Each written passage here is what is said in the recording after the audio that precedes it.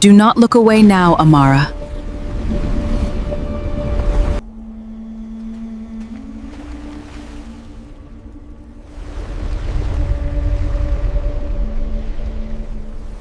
The day Amara Bello was born, the sun vanished from the sky, and the people of the village watched in terror as darkness covered the land in the middle of the day. The elders had always warned that a child born during a solar eclipse would carry a powerful destiny, but nobody knew if that destiny would bring blessings or disaster. As the villagers whispered that a curse had entered their homes, only one man refused to fear the tiny child in his arms.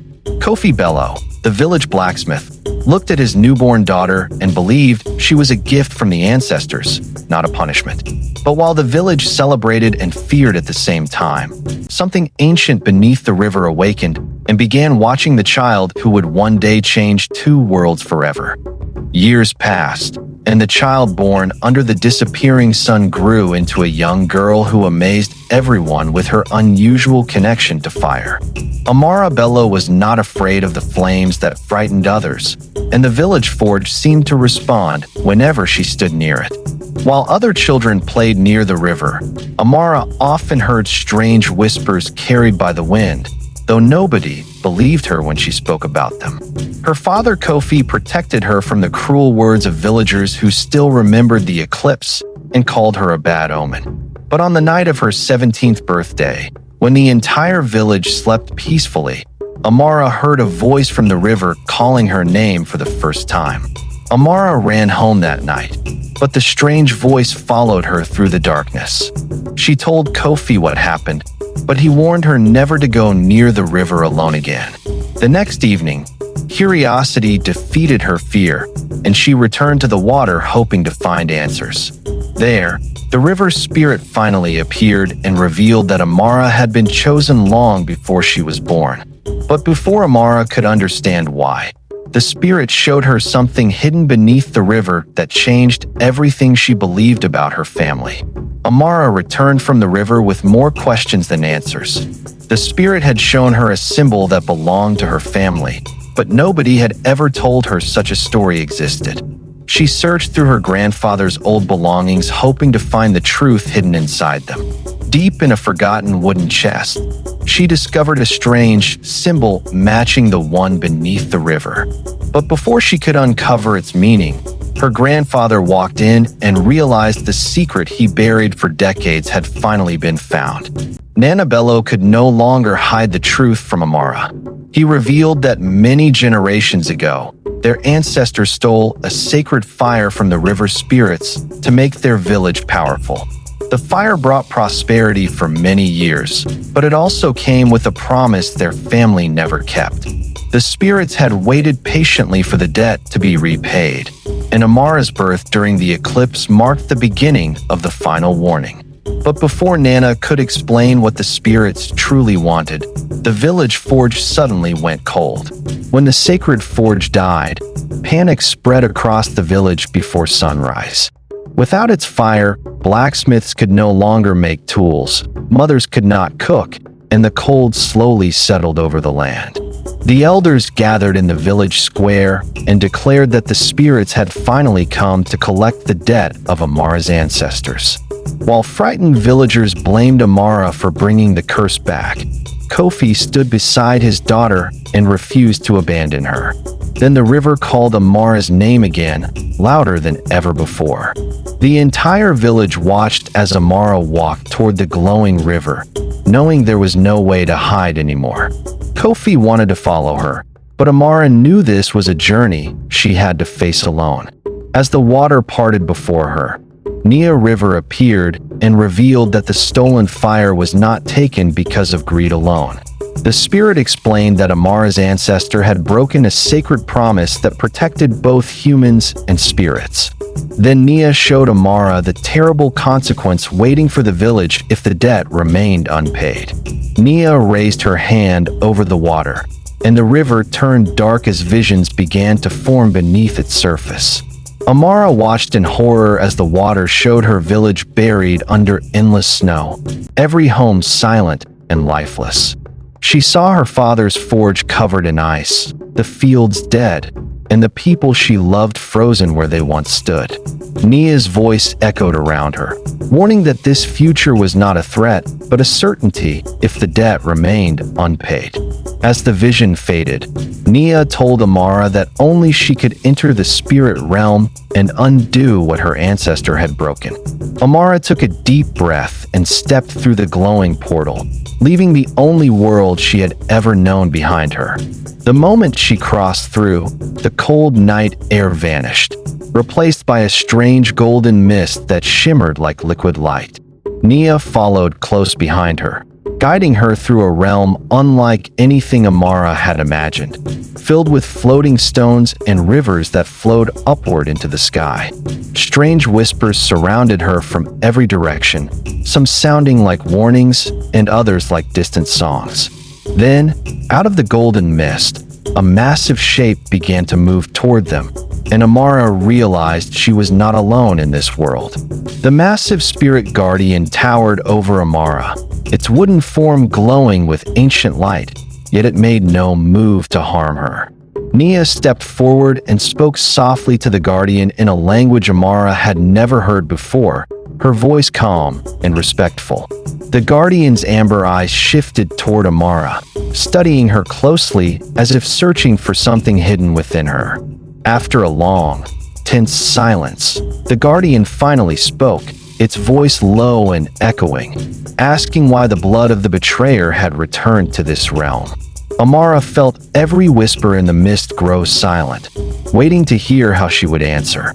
Amara lifted her chin and spoke, telling the guardian she had not come to hide from what her ancestor did, but to make it right. The guardian studied her for a long moment, its amber eyes flickering as if weighing the truth in her words.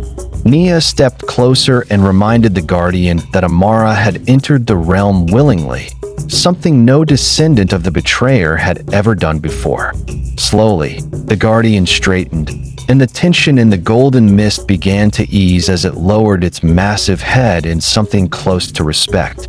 Then it spoke again, telling Amara that if she truly wished to repay the debt, she would first have to survive the trial of the Ash Grove. Nia led Amara toward the edge of the golden mist, where the warmth of the realm faded into the pale, twisted branches of the Ash Grove. The trees here looked dead, yet Amara could feel something watching from within the gray shadows between them. Nia explained that the grove tested the truth in a person's heart, and that lies would not survive its trials. Amara asked what would happen if she failed, but Nia only looked at her with quiet sorrow, and said some who entered never found their way back out. Steadying her breath, Amara stepped past the tree line, and the golden light behind her vanished completely. Amara walked deeper into the Ash Grove, and the silence pressed against her like a weight she could not shake. Shapes moved at the edge of her vision, but every time she turned to look, there was nothing there. A whisper called her name, soft and familiar, sounding exactly like her father's voice. She turned toward it instinctively, her heart lifting with hope, but something in the stillness told her this was not truly him. As she took a hesitant step forward, the ashen trees around her began to shift, closing the path behind her. Amara stood frozen as the whisper called her name again, and this time it sounded even more like her father. She wanted to believe it was truly him, but something deep inside warned her not to trust her own hope. Slowly, a figure stepped out from between the ashen trees, wearing Kofi's face and voice perfectly, arms open as if to embrace her. Amara took one step toward him before she noticed his eyes never blinked, and his shadow did not match his movements. Realizing this was not her father, Amara stopped and asked the grove what kind of trial this truly was. The mist swirled where the false Kofi had stood, and a low voice rose from the grove itself, ancient and unreadable. It told Amara that the grove did not wish to harm her, only to test whether her heart was ruled by grief or by truth. Amara admitted she missed her father deeply, but said she would not let sorrow blind her to what was real. The voice grew quiet for a moment, as if considering her answer carefully. Then the ashen trees around her slowly parted, revealing a narrow path deeper into the grove that had not been there before. Amara stepped onto the narrow path, and the ashen trees closed quietly behind her once again. The deeper she walked, the more the mist began to soften, revealing faint traces of warm light ahead. She noticed strange markings carved into the trees along the path, symbols that resembled the one she had found in her grandfather's chest. As she reached out to touch one of the carvings, a soft hum echoed through the grove, gentle and inviting rather than frightening. Following the sound, Amara continued forward until the trees opened into a quiet clearing bathed in soft golden light. The clearing was unlike anything Amara had seen in the grove, calm and untouched by the ash surrounding it. In the center stood a single tree, its leaves glowing faintly gold, unlike the lifeless branches she had passed through. A figure sat quietly beneath the tree, still and composed, as though waiting for her arrival. As Amara stepped closer, the figure lifted its head, revealing eyes that held both sorrow and warmth. It spoke her name gently and told her that few who entered the grove ever reached this place. The figure beneath the golden tree finally spoke, revealing his name was Osei, the very ancestor who had stolen the sacred fire long ago. Amara stared at him in disbelief, unable to reconcile the shame she had grown up hearing about with the tired, sorrowful man before her. Osei explained that he had been trapped in this quiet clearing ever since his betrayal, neither punished nor free, waiting for someone brave enough to undo what he had done. He told her the fire was never meant to be stolen, only borrowed, and that the spirits had trusted her family completely before that trust was broken. Before Amara could ask how to repair it, Osei warned her that not every spirit in this realm would welcome her the way the grove had. Amara thanked Osei for his honesty, promising she would try to make things right for both their family and the spirits. As she rose to leave, the golden tree above them shimmered gently, as if offering its blessing for the journey ahead. Osei told her to follow the light beyond the grove, where the boundary between the ash grove and the rest of the spirit realm would open once she was ready. Amara stepped past the tree line, and the golden clearing slowly faded behind her, replaced once again by open mist and floating stone paths. As she looked ahead, she noticed dark shapes gathering in the distance, watching her with clear suspicion. The dark shapes stepped closer, revealing themselves as spirit warriors bound to protect the realm from any threat tied to broken promises. Their leader, a tall spirit with eyes like burning coal, accused Amara of carrying the same betrayal that ran through her bloodline. Amara stood her ground, insisting she had come to repair the wrong, not repeat it. The spirit warriors did not lower their weapons, clearly unwilling to trust her words alone. Then their leader declared that Amara would have to prove her intentions by facing a challenge only the truly loyal could survive. The mist ahead of Amara shifted and solidified into a narrow bridge of light stretching over a dark, endless void. The spirit warrior leader explained that the bridge would only hold steady for someone whose heart carried no hidden deceit. Amara hesitated for a moment, staring into the darkness below, but she reminded herself why she had come this far. Taking a slow breath, she stepped onto the bridge, and the light beneath her feet flickered but held firm. As she continued forward, the spirit warriors watched closely, some doubtful and others quietly hopeful that she might be different from her ancestor.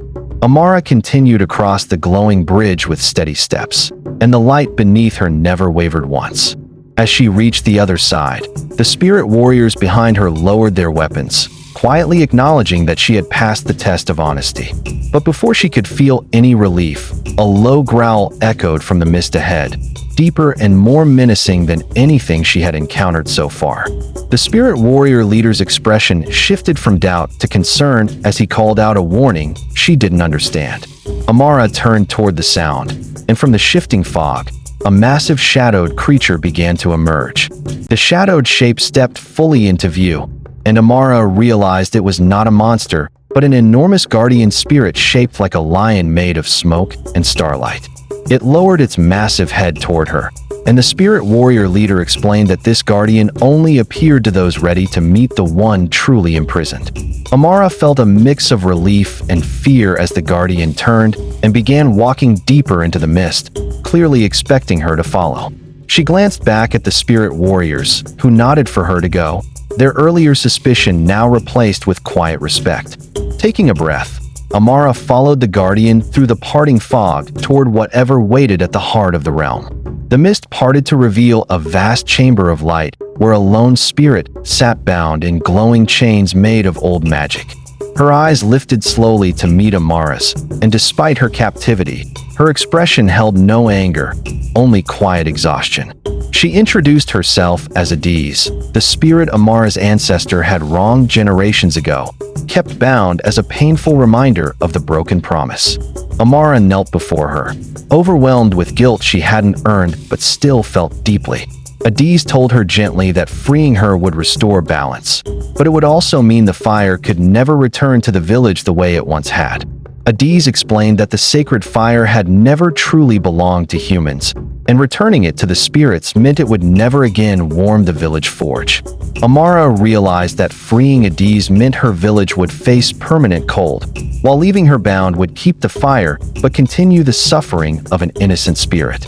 She thought of her father, the frightened villagers, and the vision of the frozen homes Nia had shown her. But she also thought of Adiz's years of unjust captivity and the promise her family had failed to keep. Amara closed her eyes, torn between saving the people she loved and freeing the spirit her bloodline had wronged. Amara reached out and gently touched the glowing chains, telling Adiz that no fire was worth another person's endless suffering. She said her village would find a way to survive the cold, but no one should have to survive an eternity of injustice. Adiz's eyes filled with quiet tears as she realized what Amara intended to do. With a steady breath, Amara spoke the words Osei had once broken long ago, offering a true and complete promise on behalf of her family. The chains around Adiz began to crack, glowing brighter and brighter until light filled the entire chamber. As the light settled, Adiz rose freely for the first time in generations, her exhausted expression replaced with peaceful relief. She thanked Amara for finally honoring the promise her ancestor had broken, calling her braver than anyone who came before her. The spirits of the realm gathered quietly around them, their earlier suspicion completely gone, replaced with deep respect. Adiz told Amara that though the forge fire would not return the way it once was, the spirits would grant the village a new, smaller flame as a gesture of renewed trust. With that, the golden mist around them began to swirl gently, forming a path back toward the human world.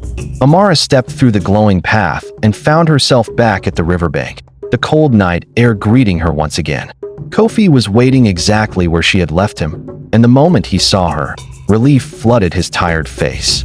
She ran into his arms, finally allowing herself to cry after everything she had carried alone. As they embraced, a small warm flame flickered to life at the village forge in the distance, faint but steady. Word spread quickly through the village that the fire had returned, and for the first time in days, hope began to replace fear. By morning, the entire village had gathered around the newly lit forge, marveling at the steady flame that had returned after so much fear. Elder Samuel Dogo addressed the crowd, admitting that Amara had done what no one else in the village's history had been brave enough to attempt. The same villagers who once called her a bad omen now looked at her with quiet admiration and gratitude.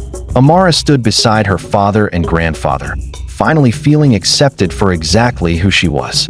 As the sun rose fully over the village, warmth returned not just to the forge, but to the hearts of everyone who had doubted her. Amara's story taught the village, and everyone who would one day hear it, that true courage often means choosing what is right over what is easy or familiar. She had faced fear, judgment, and an impossible choice, yet chose compassion over convenience, healing generations of pain with a single honest promise. Sometimes the greatest strength lies not in fighting for ourselves, but in making things right for those who came before and those who will come after us. Amara's bravery reminded everyone that broken promises can be mended and that true belonging comes from staying true to who we are.